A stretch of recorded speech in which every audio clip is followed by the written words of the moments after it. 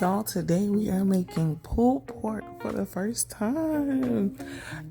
I've made a lot of or tried to make a lot of dishes before. I just be kind of amazed at some of the stuff that I haven't done yet. And pulled pork was one of them, so I thought I would give it a try.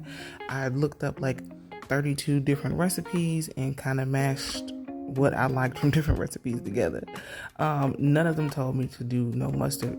Well, I just felt like I wanted to do that. So I hit it with a little olive oil, hit it with a little mustard. We're going to get real acquainted, loving on him. I came in with a little paprika, some white ground pepper, because that's what I had. We had a little onion powder, a little garlic powder, some cumin, just because I like cumin on my meat in general, or coriander, whichever one you like. They do the same for me. And then some all-purpose seasonings. My favorite is Badia, but you see I ran out of that, so I had to go get my other guy.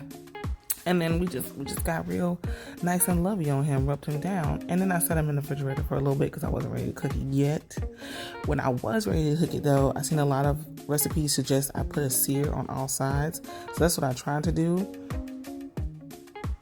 Don't talk to me about that side, okay? It got a little bit away from me.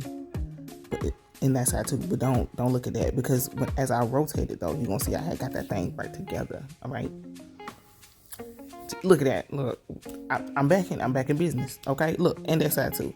This was a fight, y'all. This piece of meat was so big. Oh my goodness, this I can't even remember. It was like 10 to 12 pounds. I did slice me up 2 onions just because I'm an onion girl. A lot of recipes suggested it, and I was probably gonna do that anyway. And then I came in and put a little layer of onions down at the bottom just as like a base, and then stuffed that big piece of meat up in there.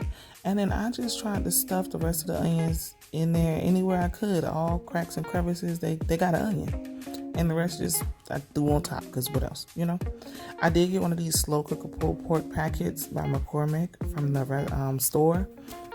No one told me to put that water in there. I just did that. The ancestors told me to. And look, y'all, 8 hours later on low, we got some pulled pork. I tried to pick it up out of there, and that stuff started disintegrating. I went and got me a spoon, and that did absolutely nothing, because look at that. Right. So I just decided to pull chunks out with the tongs as best as I could. And what I couldn't finish getting, I just scooped out with a slotted spoon at the end.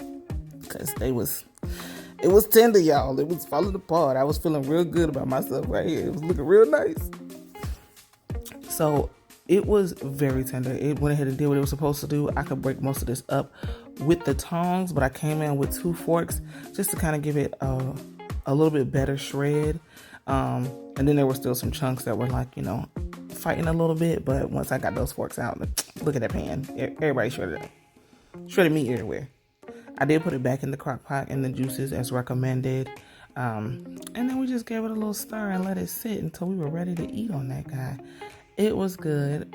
Son gave it a 10 out of 10. Boyfriend gave it a 10 out of 10.